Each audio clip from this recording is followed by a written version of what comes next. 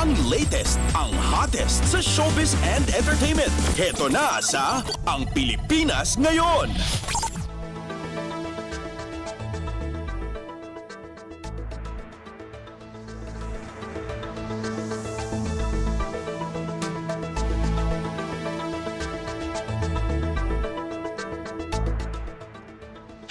Hello! Magandang araw sa ating mga chismoso at chismosang nag-aabang ng ating mga trending na balita sa mundo ng showbiz. Ito na ang ratsyada ng ating mga chika.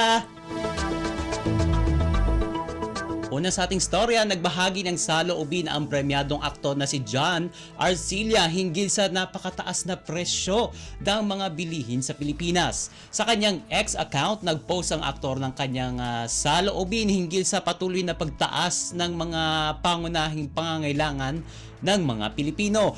Sabi ng premyadong aktor, kung siya nga raw ay medyo malaki ang kinikita sa pag-aartista ay nawiwindang na sa presyo ng mga bilihin, paano pa raw ang mga ordinaryong mga mamamayan. At sa kanya ring post ay nagbitiw ito ng hindi magagandang salita sa taas ng mga bilihin sa ngayon. At syempre maraming netizens ang tila ba nakiisa sa kanyang opinion hinggil sa problema ng taas presyo sa Pilipinas. Ang latest, ang hottest sa showbiz and entertainment. Heto na sa Ang Pilipinas Ngayon.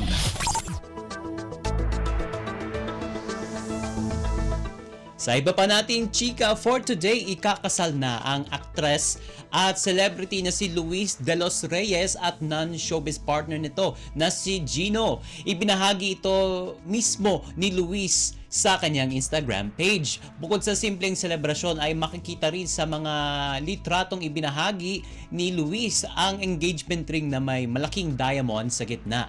Ang marriage proposal ng magkarelasyon ay ginanap sa isang hotel sa United Kingdom. At syempre napuno naman ng congratulatory messages ang post ni Luis at kabilang sa mga bumati sa couple ay ang kapwa niya mga celebrity na sina Carla Abellana at si Riza Senon, maging si Jano Gibbs at ang dati niyang mga kasamahan sa Twin Hearts na sina Barbie Forteza at Bea Binene.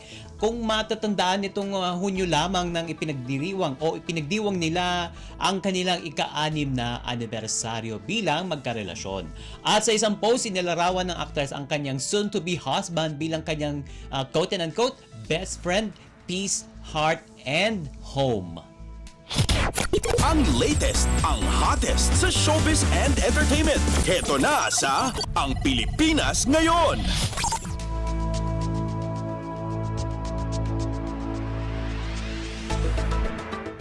At sa uli natin chika for today, dahil Christmas season is here, maglalaban-laban na ang mga pelikulang kalahok sa 2024 Metro Manila Film Festival. Sa December 25 kasi ay maglalaban na ang mga pelikula. Tampok ang ilang sa mga pinakamalalaking bituin ng Philippine showbiz. Una na riyan ang comeback movie ni Vic Soto na The Kingdom kasama si Piolo Pascual. Kasama rin sa lineup ng naturang film festival ang And the Breadwinner Is na pinangungunahan ng unkabokable star na si Vice Ganda. Syempre kasama ang Espantajo ni Judy Ann Santos at Lorna Tolentino.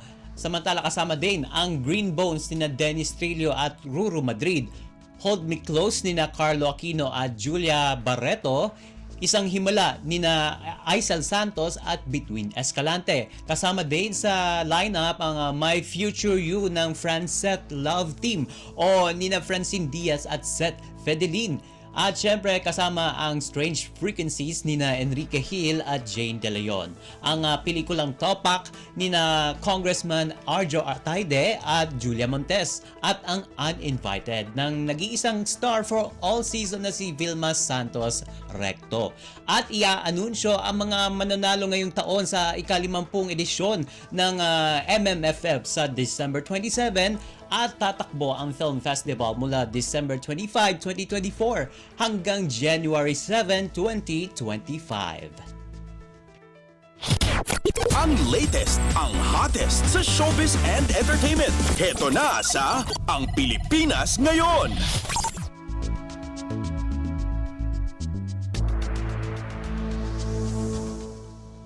And OMG, wala na tayong sapat na oras para sa ating balitang artista. Maraming salamat mga kachismis sa pakikinig sa aking mga chika for today. And happy holidays!